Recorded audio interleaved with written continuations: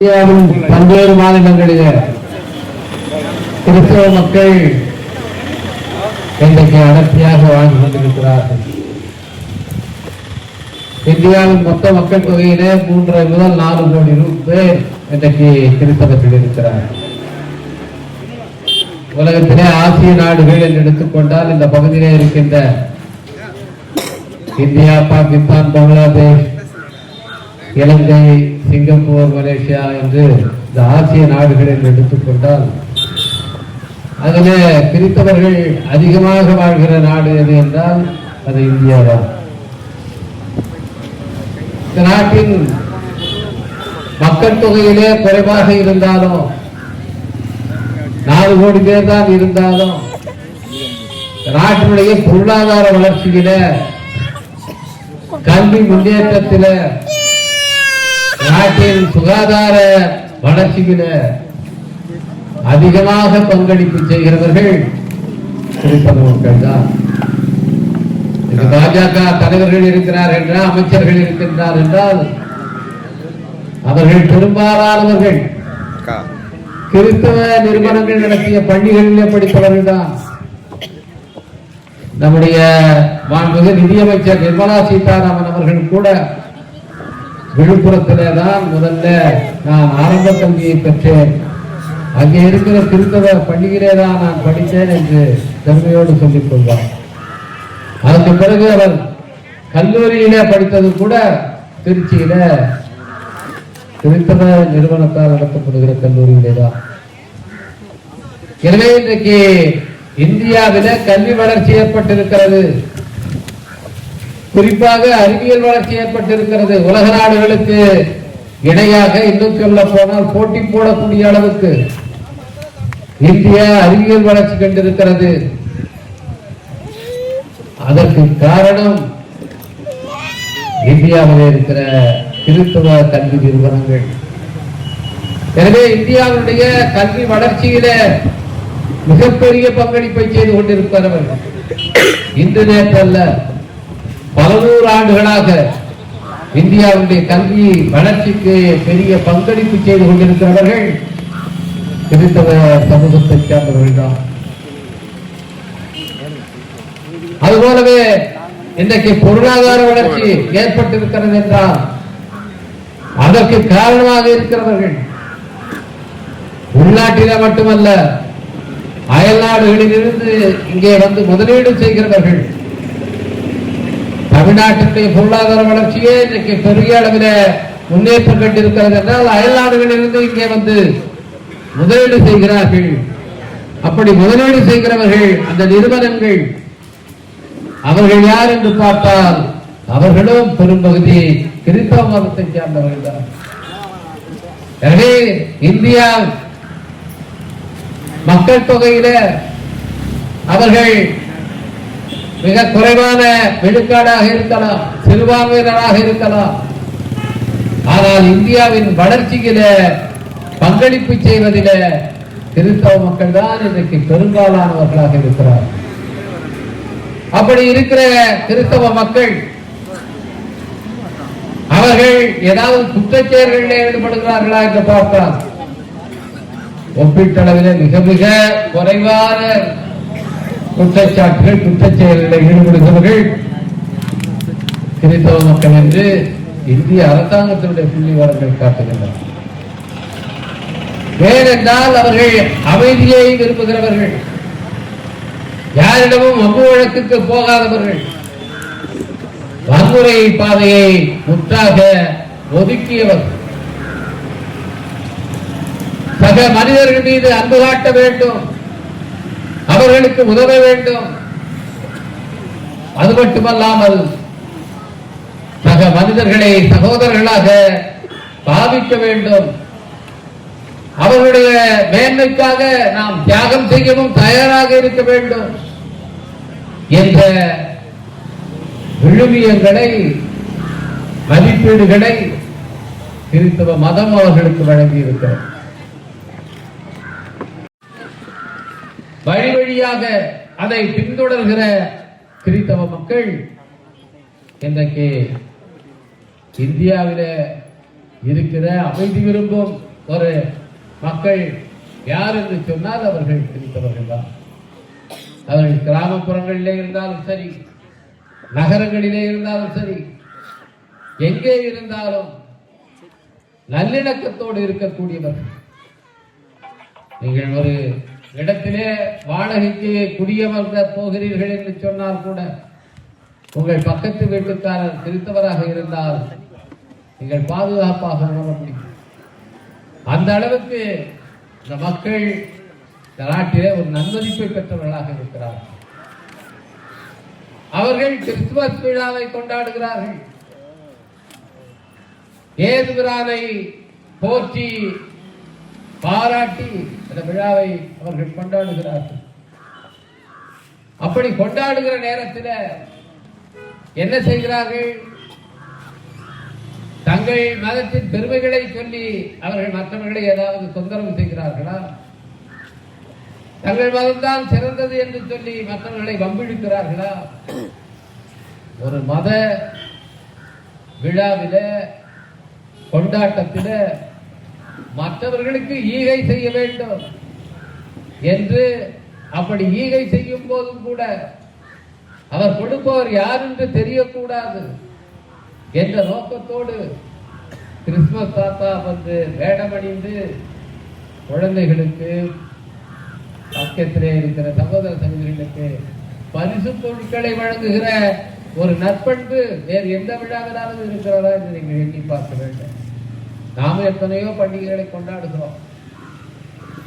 எல்லா மதங்களிலும் பண்டிகைகள் இருக்கின்றன. ஆனால் கிறிஸ்துமஸ் பண்டிகையிலே இப்படி மற்றவர்களுக்கு பரிசு பொருட்களை கொடுக்க வேண்டும், அதுவும் குழந்தைகளுக்கு போய் கொடுக்க வேண்டும்.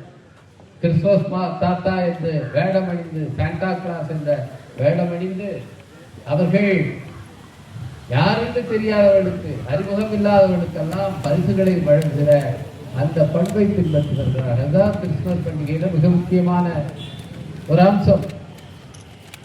அப்படி அவர்கள் கொண்டாடுகிற இந்த நேரத்தில் அந்த பண்டிகையிலே போய் கலவரம் செய்கிறவர்கள் என்ன மாதிரி ஜென்மங்களாக இருப்பார்கள் என்று நீங்கள் எண்ணி பார்க்கிறார்கள். ஒரு இடம், 2 இடம் இல்ல, இந்தியாவிலே ஏறத்தாழ 50 இடங்களிலே கிறிஸ்துமஸ் பண்டிகை நாளிலே கிறிஸ்தவ மக்கள் தாக்கப்பட்டிருக்கிறார்கள். அவர்கள் தேவாலயங்களை போது நொறுக்கி இருக்கிறார்கள். உத்தரப்பிரதேசம், சத்தீஸ்கர், மத்திய பிரதேசம், ராஜஸ்தான் என்று எங்கெல்லாம் பாஜக ஆட்சி நடக்கிறதோ அங்கெல்லாம் இந்த வன்முறை மிக அதிக அளவிலே நடந்திருக்கிறது. கிறிஸ்துமஸ் கொண்டாட்டங்களிலே போய் கலவரம் செய்தது மட்டுமல்ல, அந்த பொருட்களை விற்கிறவர்கள் அவர்களை போய் தாக்கி இருக்கிறார்கள். வணிக நிறுவனங்கள், குறிப்பாக ஓட்டல்கள், அவர்கள் அந்த கிறிஸ்துமஸ் விழாவின் போது தன்னுடைய வணிகத்தை பெருக்கிக் கொள்வதற்காக அந்த கிறிஸ்துமஸ் அலங்காரங்களை செய்வது, நட்சத்திரங்களை கட்டி தொங்க விடுவது, கிறிஸ்துமஸ் மரங்களை அலங்கரித்து வைப்பது என்று கிறிஸ்தவர்களை ஈர்ப்பதற்காக, தன்னுடைய வியாபாரத்தை பெருக்கிக் கொள்வதற்காக அவர்கள் அதையெல்லாம் செய்கிறார்கள். அவர்களெல்லாம் கிறிஸ்துமஸ் பண்டிகை கொண்டாடுவதற்காக செய்யவில்லை. அது எந்த மதத்தை சேர்ந்தவர் அந்த ஓட்டலை நடத்தினாலும் அவர் அந்த அலங்காரங்களை செய்து கிறிஸ்தவர்களை அன்றைக்கு தன்னுடைய வணிக நிறுவனத்தை நோக்கி ஈர்ப்பதற்கு அந்த உத்தியை கையாளுகிறார். அப்படி அலங்காரம் செய்திருந்த ஓட்டல்களிலே போய் இந்த சங்க பரிவாரங்களை சார்ந்தவர்கள், இந்துத்துவ அமைப்பை சார்ந்தவர்கள் போய் தாக்குதல் நடத்தியிருக்கிறார்கள். நீங்கள் ஏன் கிறிஸ்துமஸ் பண்டிகைக்கு இப்படி விளம்பரம் கொடுக்கிறீர்கள், இனிமேல் விளம்பரம் கொடுக்க கூடாது என்று தாக்கி இருக்கிறார். வீதிகளிலே கிறிஸ்துமஸ் தொடர்பான பொருட்களை விற்கிறவர்கள், நடைபாதை வணிகர்கள், அவர்கள் அந்தந்த காலத்திலே அதற்கு ஏற்ப பொருட்களை விற்பார்கள். குளிர்காலம் வந்தது என்றால் அவர்கள் ஸ்வெட்டர்களை விற்பார்கள். மழைக்காலம் வந்தது என்றால் கொடைகளை விற்பார்கள். அவர்களுக்கென்று நிலையான வணிக நிறுவனம் கிடையாது, கடை கிடையாது. அன்றைக்கு நடைபாதையில என்ன விற்கிறார்களோ அதை வைத்துத்தான் அவர்களுக்கு பிழைப்பு. அப்படி அவர்கள் விற்கிற நேரத்தில் எந்த மத பண்டிகை இருந்தாலும் அந்த மத பண்டிகைகளுக்கு தொடர்பான பொருட்களை அவர்கள் நடைபாதையில வைத்து விற்பனை செய்வார். அப்படி விற்கிறவர்கள் எந்த மதத்தை சேர்ந்தவர்கள் என்று பார்த்தால் பெரும்பாலும் அவர்கள் இந்து மதத்தை சேர்ந்தவர்கள் தான். இன்னைக்கு யாரு அதிகமாக ஏழையாக இருக்கிறவர்கள்? இன்னைக்கு நடைபாதையிலே வசிக்க தவிக்கப்பட்டவர்கள் யார்? இன்னைக்கு எந்த பெருநகரங்களுக்கு போனாலும் பிளாட்ஃபார்ம் முழுக்க மக்கள் வாழ்கிறார்கள். மழையோ குளிரோ வெயிலோ அந்த பிளாட்பாரங்களில கிடக்கிறார்கள். அப்படி வீடு இல்லாத மக்கள், முகவரி இல்லாத மக்கள் பெரும்பாலும் இந்து மதத்தை சேர்ந்தவர்கள் தான். அவர்கள்தான் இந்த நடைபாதை வியாபாரத்தையும் செய்கிறார்கள். அந்த நடைபாதை வியாபாரத்தில் ஈடுபட்டு இருந்தவர்களை போய் நீ ஏன் கிறிஸ்துமஸ் பொருட்களை விற்கிறாய் என்று அடித்து உதைத்து அந்த பொருட்களை எல்லாம் நாசம் செய்கிறார்கள் என்றால் எந்த அளவுக்கு ஈவிரக்கம் இல்லாத, மனிதத்தன்மையே இல்லாத ஈன பறவைகளாக அவர்கள் இருப்பார்கள் என்று நீங்கள் எழுதி பார்க்கிறோம். இவ்வளவு கடுமையான தாக்குதல் நடக்கின்றன. அந்த மாநிலத்தில் இருக்கிற பாஜக ஆட்சியாளர்கள் அந்த தாக்குதலை தடுத்து நிறுத்துவதற்கோ அந்த தாக்குதல்களில் ஈடுபட்டவர்கள் மீது நடவடிக்கை எடுப்பதற்கோ அக்கறை காட்டவில்லை. அவர்கள் முகத்தை திருப்பிக் கொண்டு நடக்கட்டும் என்று இருக்கிறார். பலவேறு மக்கள் இதிலே பாதிக்கப்பட்டிருக்கிறார்கள். இந்த தாக்குதல்கள் திடீரென்று நடந்துவிடவில்லை. ஒவ்வொரு ஆண்டும் கிறிஸ்தவ மக்கள் மீது இதுபோல சங்க பரிவார அமைப்புகளை சார்ந்தவர்கள், விஸ்வ இந்து பரிஷத், பஜ்ரங் தள், இங்கே இருக்கிற இந்து முன்னணி போன்ற அமைப்புகள் சார்ந்தவர்கள், வட மாநிலங்களில் இருக்கிறவர்கள் தொடர்ந்து கிறிஸ்தவ மக்களை தாக்குகிறார்கள். அவர்களுடைய வழிபாட்டு தலங்களை இருக்கிறார்கள். அவருடைய வழிபாட்டு தலங்களிலே அவர்கள் வழிபாடு நடத்துகிற நேரத்தில் ஞாயிற்றுக்கிழமைகளிலே போய் அங்கே கலவரம் நடத்துகிறார்கள், தாக்குதல் நடத்துகிறார்கள், படுகாயப்படுத்துகிறார்கள். கிறிஸ்தவ மத நிறுவனங்களிடத்தும் பள்ளிகளை போய் தாக்குகிறார்கள். இது ஒவ்வொரு ஆண்டும் உயர்ந்து கொண்டே போகிறது. பாரதிய ஜனதா கட்சி 2014ஆம் ஆண்டிலே முதலாக மத்திய அரசாங்கத்தை கைப்பற்றி ஆட்சி அமைத்தது. பிரதமர் பதவிக்கு மோடி வந்தார்.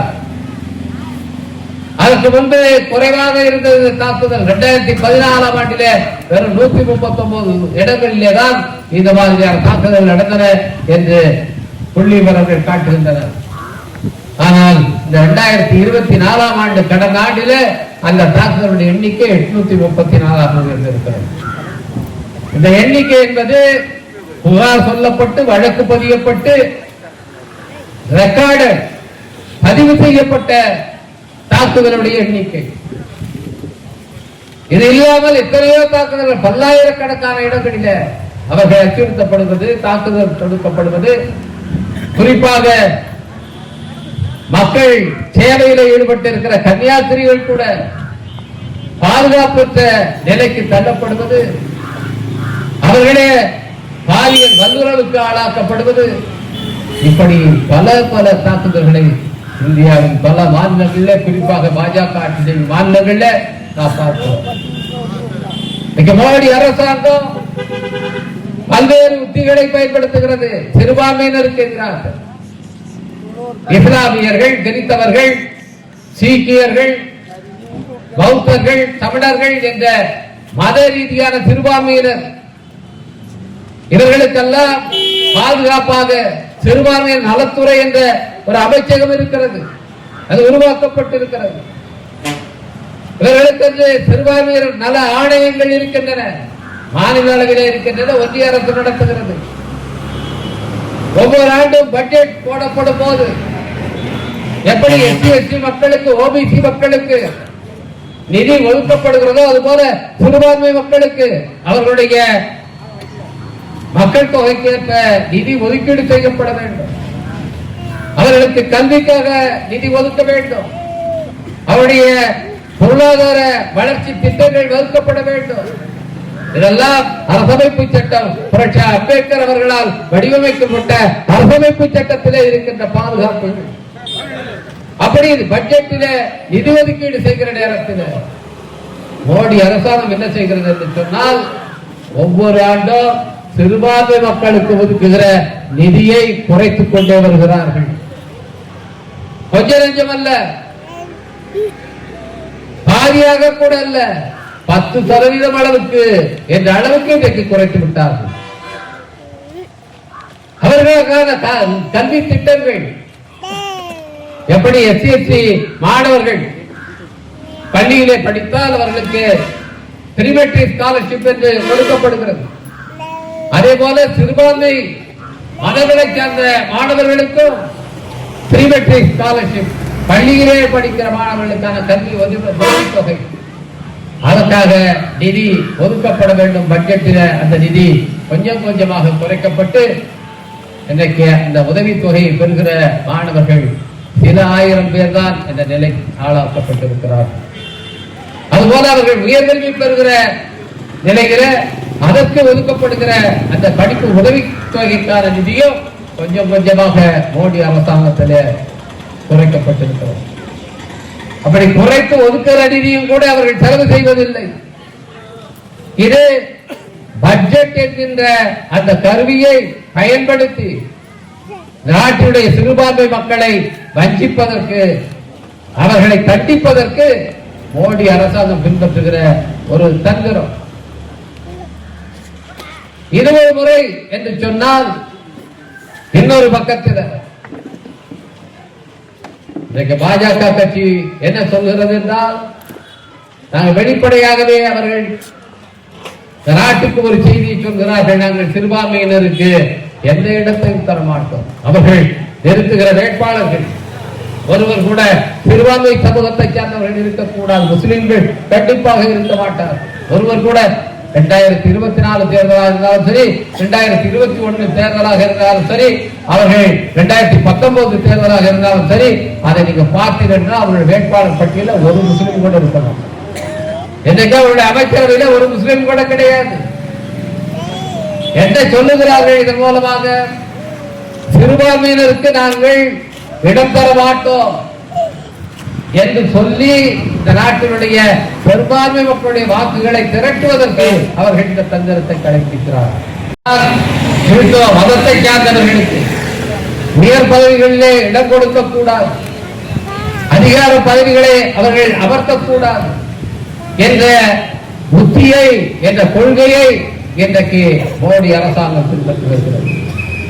இதன் காரணமாக என்ன நடக்கிறது என்று சொன்னால், சிறுபான்மை மக்கள் பொருளாதார ரீதியாக பாதிக்கப்படுகிறார்கள், அதிகாரமிக்க பதவிகளுக்கு போக முடியாமல் தடுக்கப்படுகிறார்கள்.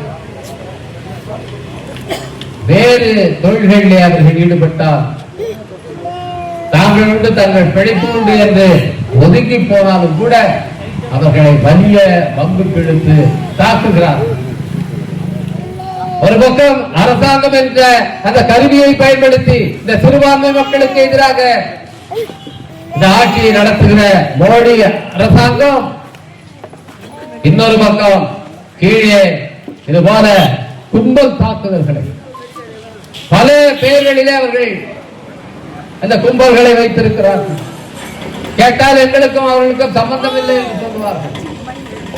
இதுபோல நூற்றுக்கணக்கான அமைப்புகளை அவர்கள் வைத்திருக்கிறார்கள்.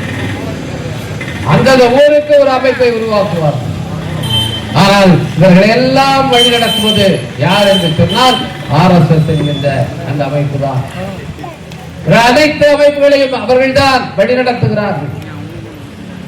இன்றைக்கு நடக்கிற தாக்குதல்கள் ஆங்காங்கே ஏதோ அங்காங்கே இருக்கிற உதிரிகளால் நடத்தப்படுகிற தாக்குதல்கள் போல நமக்கு தோற்றம் தரும். ஆனால் அது உண்மை அல்ல. எல்லாம் திட்டமிட்ட முறையில இன்றைக்கு மேற்கொள்ளப்படுகிற தாக்குதல்கள், கிறிஸ்தவ மக்கள் மீதான தாக்குதலாக இருந்தாலும் சரி, இஸ்லாமிய மக்கள் மீதான தாக்குதல்களாக இருந்தாலும் சரி, இவையெல்லாம் அரசியல் ரீதியாக திட்டமிடப்பட்டு இன்றைக்கு நடத்தப்படுகின்றன.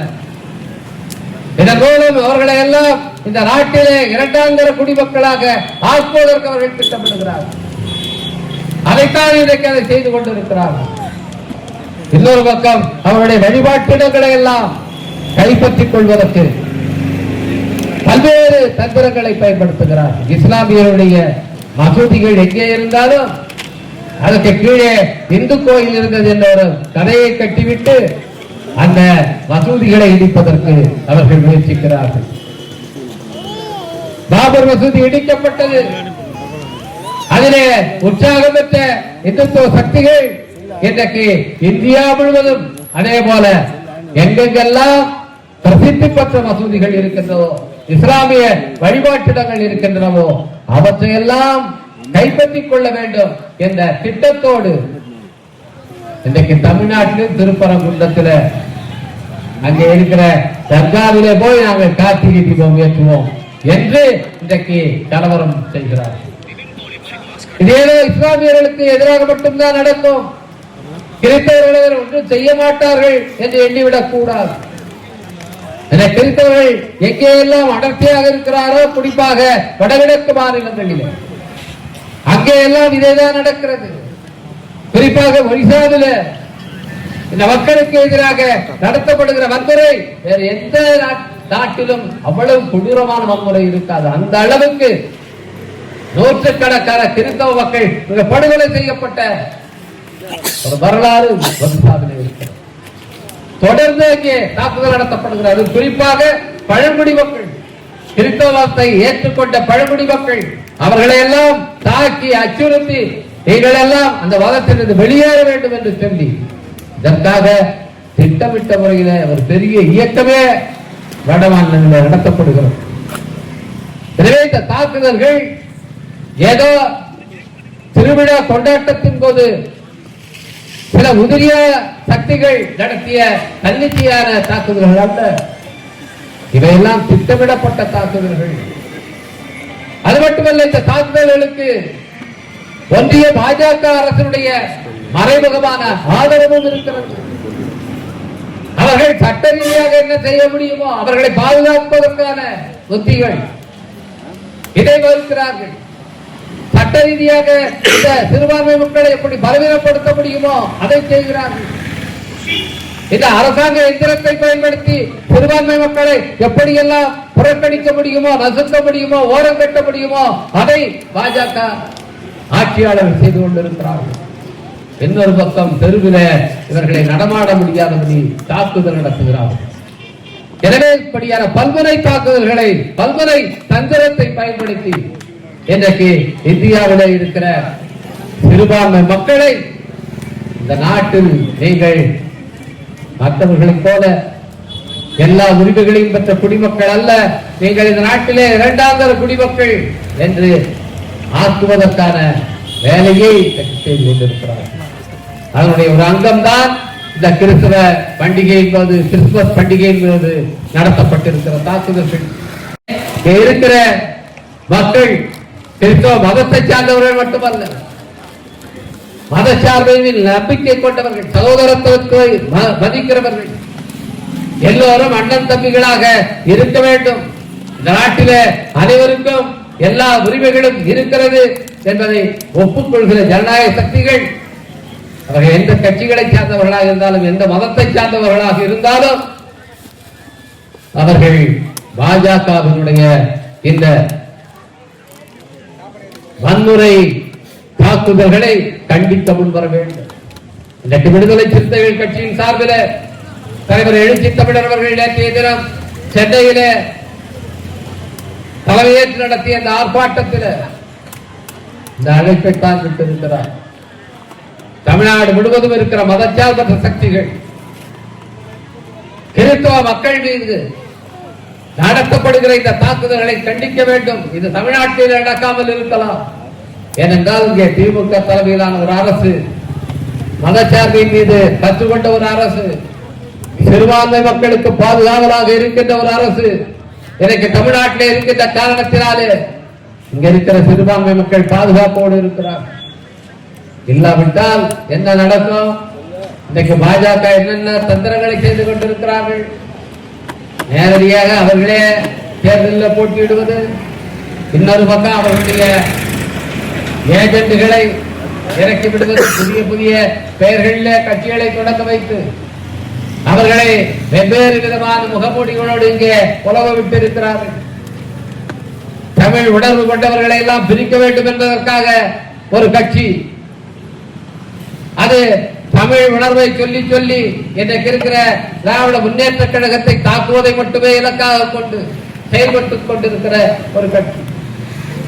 எங்களுக்கும் பாஜகவுக்கும் சம்பந்தம் இல்லை என்று பேசிக்கொண்டே பாஜகவினுடைய செயல் திட்டத்தை, RSS செயல் திட்டத்தை செயல்படுத்திக் கொண்டிருக்கிற ஒரு கட்சியாக இன்றைக்கு நாம் தமிழர் கட்சி இருக்கிறது.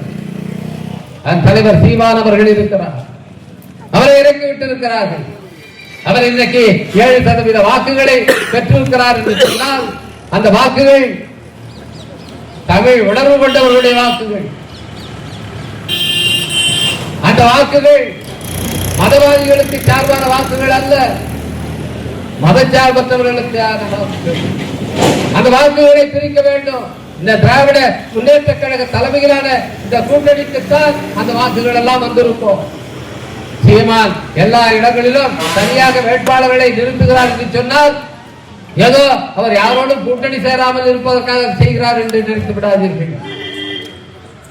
அப்படி எல்லா இடங்களிலும் வேட்பாளரை நிறுத்த சொல்லி அவருக்கு செயல் திட்ட வகுப்பு தரப்பட்டிருக்கிறது.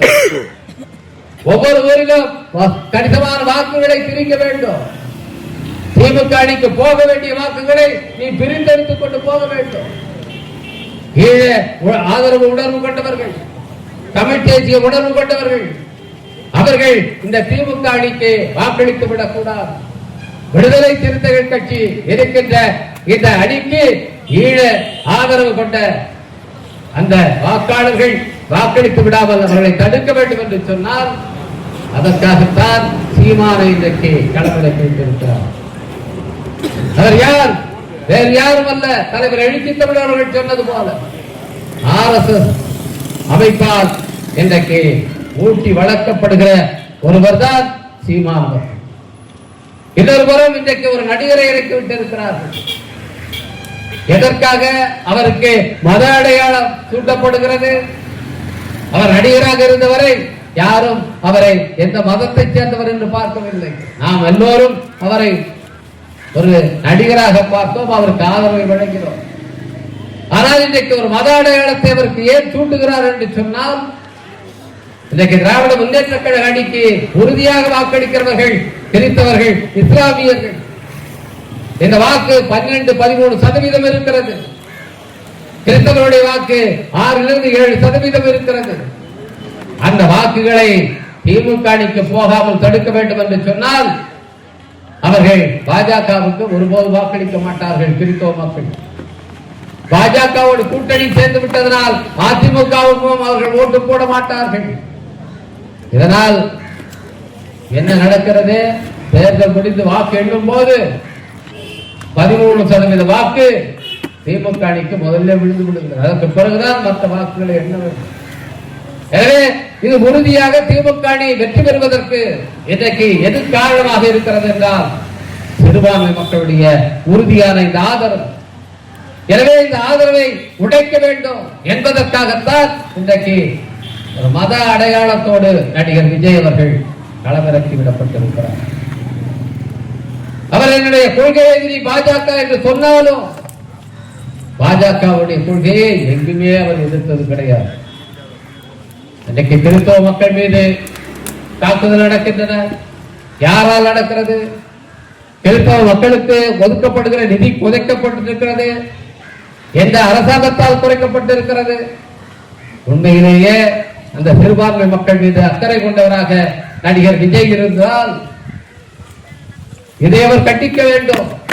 கொள்கை எதிரி என்று அவர் சொல்லிக் கொண்டிருந்தால் போதாது, பாஜகவினுடைய இந்த தாக்குதல்களை, பாஜக ஆதரவு அமைப்புடைய இந்த தாக்குதல்களை அவர் கண்டித்து ஒரு அறிக்கை கூட விட முன்வரவில்லை என்று சொன்னால் அவர் உண்மையிலேயே கிறிஸ்தவ மக்களுக்கானவர் அல்ல. அவர் ஜோசப் விஜய் என்று போட்டுக் கொண்டாலும் பெயர் வைத்துக் கொண்டாலும் அவர் RSS ஆதரவு பெற்றவர். பாஜகவினுடைய வழிகாட்டுதலே இன்றைக்கு அரசியல் செய்து கொண்டிருப்பவர். எனவே சிறுபான்மை மக்கள் எச்சரிக்கையாக இருக்க வேண்டும். தங்களுடைய எதிரிகள் யார், தங்களுடைய நண்பர்கள் யார், தங்களை பாதுகாக்கிறவர்கள் யார், தங்களுடைய பாதுகாப்புக்கு அச்சுறுத்தலாக இருக்கிறவர்கள் யார் என்பதை தெளிவாக புரிந்து கொண்டு எதிர்வரும் 2026ஆம் ஆண்டு தேர்தலில் நீங்கள் சரியான முடிவை எடுக்க வேண்டும். வன்முறை தாக்குதல்களை கண்டிக்கிற இந்த நேரத்தில் அது மாதிரியான தாக்குதல்கள் தமிழ்நாட்டிலே நடக்காமல் திராவிட முன்னேற்ற கழக அரசு இன்னும் எச்சரிக்கையோடு இருக்க வேண்டும் என்று நாங்கள் கேட்டுக் கொள்கின்றோம். ஏனென்றால் இங்கே மதத்தின் அடிப்படையில் கலவரத்தை மூட்டுவதற்கு திட்டமிட்டு வேலை செய்து கொண்டிருக்கிறார்கள். இன்றைக்கு இஸ்லாமியர்களை குறிவைத்து திருப்பரங்குன்றத்திலே காய் நகர்த்துகிறவர்கள் நாளை கிறிஸ்தவர்களை குறிவைத்து தென் மாவட்டங்களிலே முன்பு போல மீண்டும் ஒரு கலவரத்தை உண்டாக்க தயங்க மாட்டார். எனவே திராவிட முன்னேற்ற கழக தலைமையிலான அரசு இன்றைக்கு மக்கள் நல திட்டங்களை செயல்படுத்தி மகத்தான சாதனைகளை செய்து கொண்டிருக்கிற அரசு இந்தியாவிலேயே தமிழ்நாட்டை எல்லா விதங்களிலுமே முதல் இடத்திலே இடம்பெற செய்திருக்கிற நம்முடைய மாண்பு முதலமைச்சர் தலைவர் மு.க. ஸ்டாலின் அவர்கள் இந்த சிறுபான்மை மக்களை பாதுகாப்பதிலும் இதுவரை பின்பற்றிய அதே விழிப்புணர்வோடு தேர்தல் நெருங்குகிற இந்த நேரத்திலும் அதே விழிப்புணர்வோடு இருந்து இந்த மக்களை பாதுகாக்க வேண்டும். அதிலும் இந்தியாவுக்கு நீங்கள் முன்னுதாரணமாக விளங்க வேண்டும். எப்படி திருப்பரங்குன்றத்தில் இஸ்லாமியர்களுடைய உரிமையை பாதுகாப்பதற்கு அங்கே எத்தனை கலவரங்களை மூட்டுவதற்கு அங்கே இருக்கிற சங்க பரிவாரங்கள் முயற்சித்தாலும் அதை தடுத்து நிறுத்துகிற இடத்திலே உறுதியாக இந்த அரசு இருக்கிறதோ அதுபோல கிறிஸ்தவ மக்களுக்கும் இந்த அரசு பாதுகாப்பாக இருக்க வேண்டும் என்று கேட்டு இந்த ஊரிலே இருக்கிற மக்கள் இந்த வன்முறை சக்திகளை அடையாளம் கண்டு கொள்ள வேண்டும். மக்களை மதங்களின் அடிப்படையில சாதியின் அடிப்படையில இனத்தின் அடிப்படையில மொழியின் அடிப்படையில பிரித்து பிரித்து கூறுபடுத்துகிற பிரிவினைவாதிகளை நீங்கள் அடையாளம் கண்டு கொள்ள வேண்டும். அத்தகைய பிரிவினைவாத சக்திகள் இங்கே தலை தூக்கினால் அமைதி சீர்குலையும். நம்முடைய மாநிலமும் எப்படி வட மாநிலங்கள் எவ்வளவு பொருளாதார நிலையில கல்வியில சுகாதாரத்தில மிக மிக கேடுகட்ட நிலையில பல மாநிலங்கள் இருக்கின்றனவோ பாஜக மாநிலங்கள் இருக்கின்றனவோ அந்த நிலைக்கு தமிழ்நாட்டை இழுத்துக் கொண்டு போய்விடுவார்கள். நம்ம எல்லாம் காட்டுமிராண்டி காலத்துக்கு கொண்டு போய் விடுவார்கள். எனவே நம்முடைய மக்கள் எச்சரிக்கையாக இருக்க வேண்டும். நாட்டில் இருக்கிற ஜனநாயக சக்திகள் எல்லாம் எச்சரிக்கையாக இருந்து இந்த பிரிவினைவாதிகளை அவர்களுடைய சூழ்ச்சிகளை முறியடிக்க வேண்டும். சிறுபான்மை மக்களை நம்முடைய சகோதரர்களாக பாதுகாக்க வேண்டும் என்று கேட்டு வாய்ப்புக்கு நன்றி கூறிய வணக்கம்.